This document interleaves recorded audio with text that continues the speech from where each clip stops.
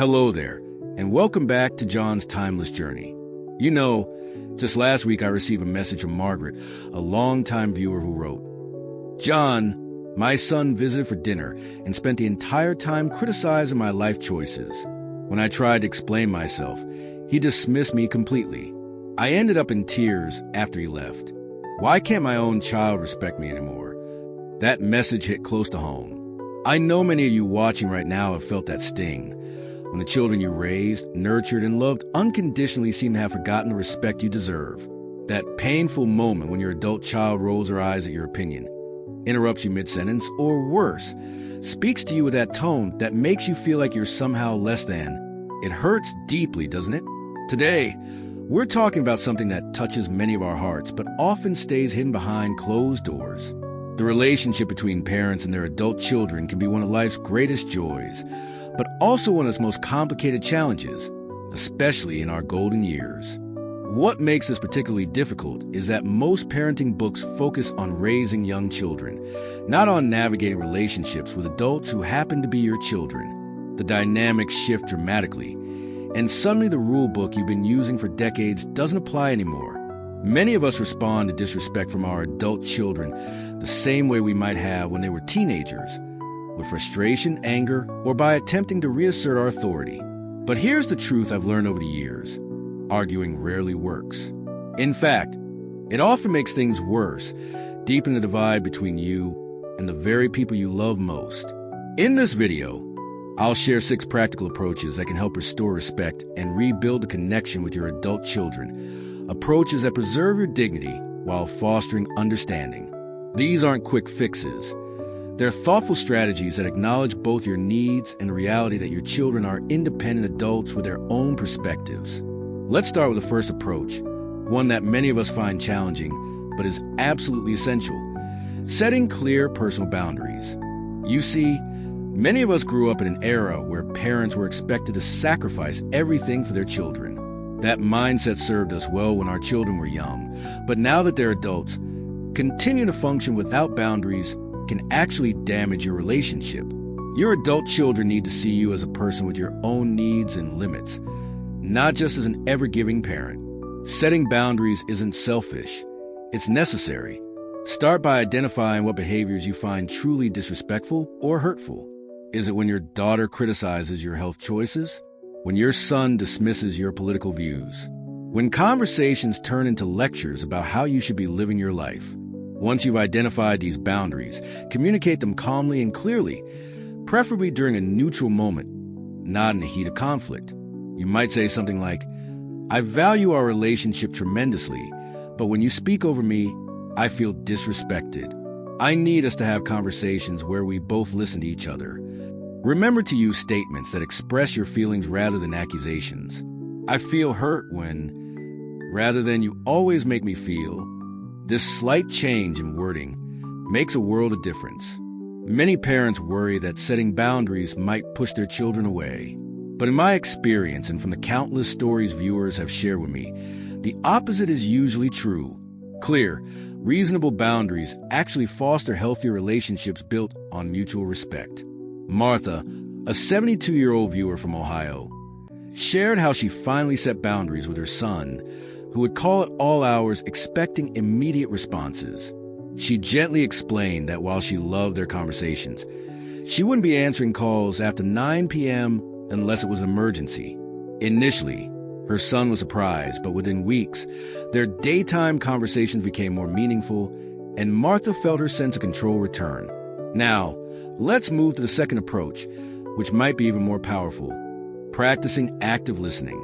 It's a strange paradox, but sometimes the path to being heard is to first truly listen. When we feel disrespected, our instinct is often to talk more, to explain our position more forcefully. But I found that taking the opposite approach can work wonders. Active listening means giving your full attention to understanding your child's perspective before responding. It means listening not just to reply, but to truly understand. This doesn't mean you have to agree with everything they say, but rather that you're making a genuine effort to see the world through their eyes. When your son complains that you're still living in the past, instead of defending yourself, try asking, "Can you help me understand what you mean by that?" When your daughter suggests you should move closer to her family, instead of immediately listing reasons why you can't try. That sound important to you? Tell me more about why you feel that way. Notice that these responses invite conversation rather than shutting it down. They show respect for your child's perspective, which often encourages them to reciprocate that respect. I remember when I first tried this approach with my own daughter. She had been suggesting, rather forcefully, that I should sell my house. Each time, I'd respond with all the reasons I wanted to stay.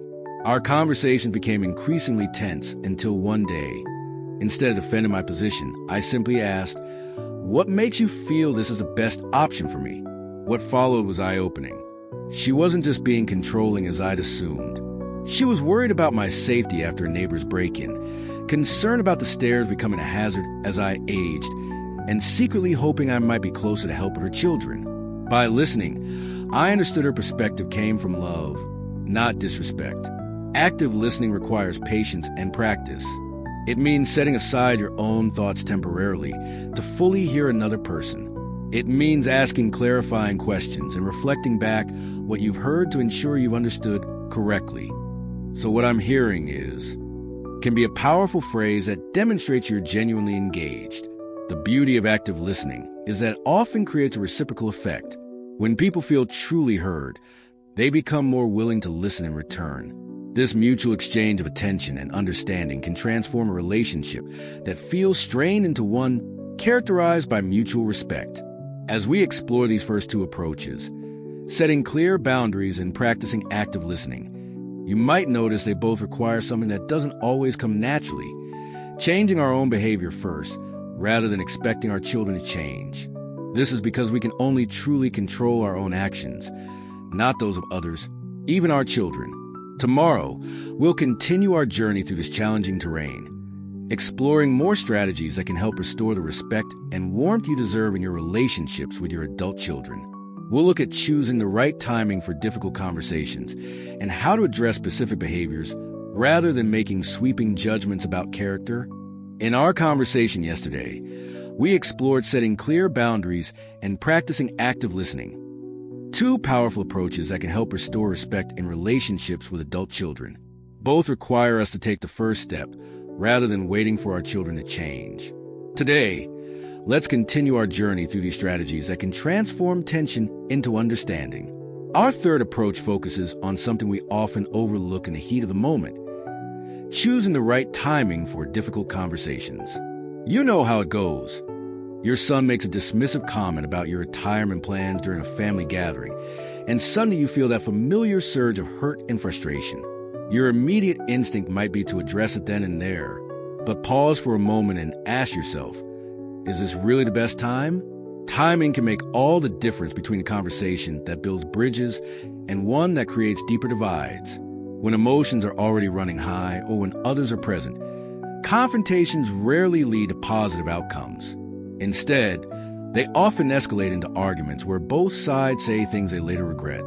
I learned this lesson the hard way during my daughter's holiday visit last year. She made a comment about my home being too cluttered right as dinner was being served. I immediately felt defensive and responded sharply. What followed was a tense meal where everyone felt uncomfortable and nothing productive was accomplished. A better approach would have been to make a mental note of my feelings and wait for a calmer, private moment to say, "I'd like to talk about something that's been on my mind." This simple shift in timing could have led to a thoughtful discussion rather than a holiday memory neither of us cherishes. When choosing the right time for important conversations, consider these elements: privacy, calmness, and adequate time. Find a moment when you're both relaxed, when no one is rushing off to another commitment, and when you can speak privately without an audience that might cause either of you to become defensive. Sometimes, the right timing might be during a casual walk together, a quiet cup of coffee, or even a planned phone call where you both set aside time specifically for catching up. I've found that some of the most productive conversations happen during side-by-side activities, driving in a car, gardening together, or preparing a meal, when eye contact isn't constant and the activity itself provides natural pauses for reflection. Eleanor, a 68-year-old viewer from Colorado, Share how she transformed her relationship with her daughter by switching their conversations from holiday gatherings to monthly lunch dates. Without the pressure of other family members watching and listening, we both became more authentic and understanding, she told me. These lunches have become sacred space for both of us. Now, let's move to our fourth approach, addressing specific behaviors rather than making sweeping judgments about character. This is perhaps one of the most subtle yet powerful shifts you can make in your communication. When we feel disrespected, it's tempting to make broad statements. You never listen to me. You always treat me like I'm incompetent, or you don't respect me anymore. These generalizations, while expressing genuine hurt, often put our children on the defensive immediately. Instead, try focusing on specific instances and behaviors. Rather than, you never listened to me, try, when you interrupted me 3 times during our conversation about my doctor's appointment yesterday, I felt like my perspective wasn't valuable to you. Do you see the difference? The first statement feels like an attack on character. It suggests your child is fundamentally flawed in how they treat you. The second statement addresses a specific behavior in a specific context, making it much easier for your child to hear without feeling the need to defend their entire character. This approach is powerful because it shifts the conversation from who someone is to what someone did. And what someone did can be changed much more easily than who someone is. James, an 83-year-old retired teacher, shared how this approach transformed his relationship with his son. Instead of telling his son, "You're so disrespectful," he said, "When you made decisions about selling my car without consulting me first, I felt like my autonomy wasn't being respected." This specific feedback allowed his son to understand exactly what caused hurt feelings, and he apologized for that particular action rather than feeling accused of being a bad person overall. When using this approach, try to be as concrete as possible. Mention the specific day, time, or circumstance. Describe the exact words or actions that felt disrespectful. Then, most importantly, share how that specific behavior affected you emotionally. Our fifth approach builds on this foundation of specificity by encouraging you to lead with empathy and understanding. This might seem counterintuitive. After all, when we feel disrespected, our instinct isn't usually to try to understand the other person better. It's to make them understand us. But I found that approaching difficult conversations with curiosity about what might be driving your child's behavior can completely transform the dynamic. Consider this. Your adult daughter snaps at you when you offer advice about her children. Rather than immediately feeling hurt and responding defensively, pause and wonder, what might be happening in her life that I don't fully see? Is she under unusual stress at work? Is she sleep deprived from caring for young children? Is she perhaps struggling with feeling inadequate as a parent herself? Leading with empathy doesn't mean excusing disrespectful behavior. Rather, it means approaching the situation with an openness to understanding the full context before responding. This mental shift from "my child is disrespecting me" to "I wonder what my child might be experiencing" can pave the way for connection rather than conflict. Mary, a 74-year-old grandmother from Michigan, shared how she discovered her son's increasing impatience with her wasn't about her at all. It stemmed from his recent diagnosis with a chronic health condition he hadn't yet disclosed to the family.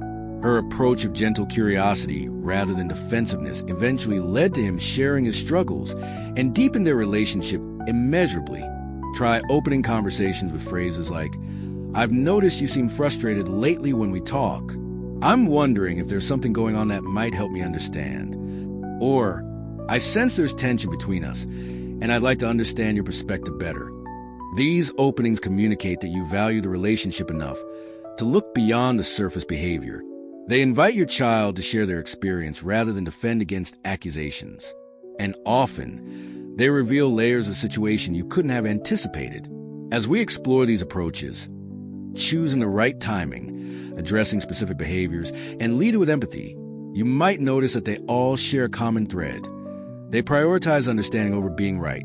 They focus on connection rather than correction. And that brings us to our sixth and final approach, which ties all the others together, modeling the respect you wish to receive. As parents, we spend decades teaching our children through our actions. Remember how they would mimic the way we held a phone or repeat phrases we commonly used. That fundamental human tendency to learn through observation doesn't disappear in adulthood. Our children, regardless of their age, still take cues from how we behave, especially in how we treat them. If we want respect from our adult children, the most powerful thing we can do is consistently demonstrate respect toward them.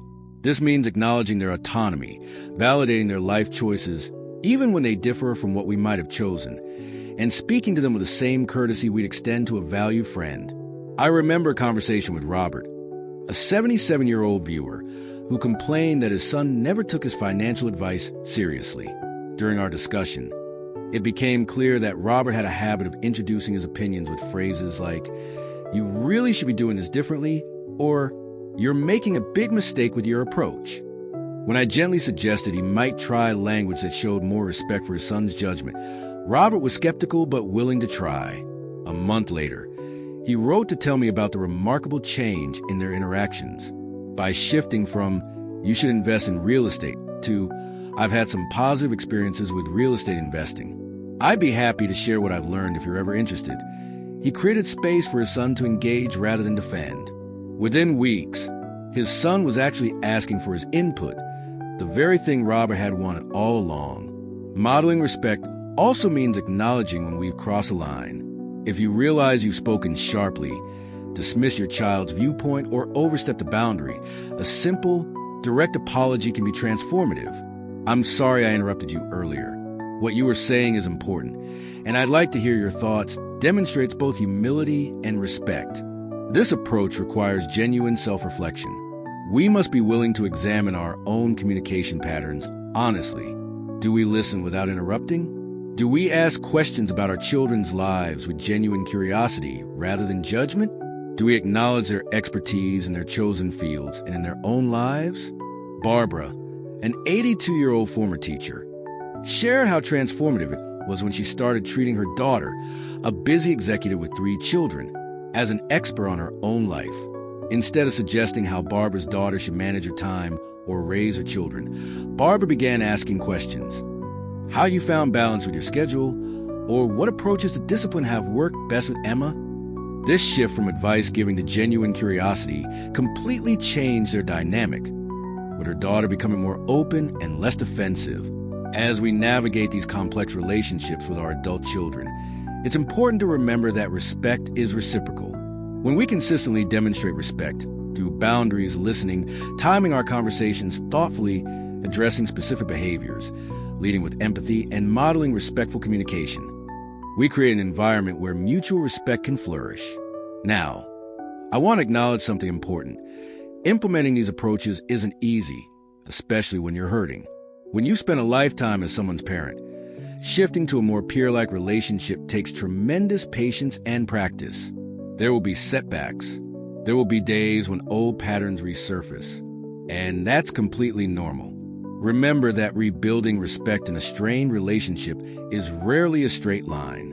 It's more like a winding path with occasional steps backward. The key is persistence and compassion, both for your adult child and for yourself.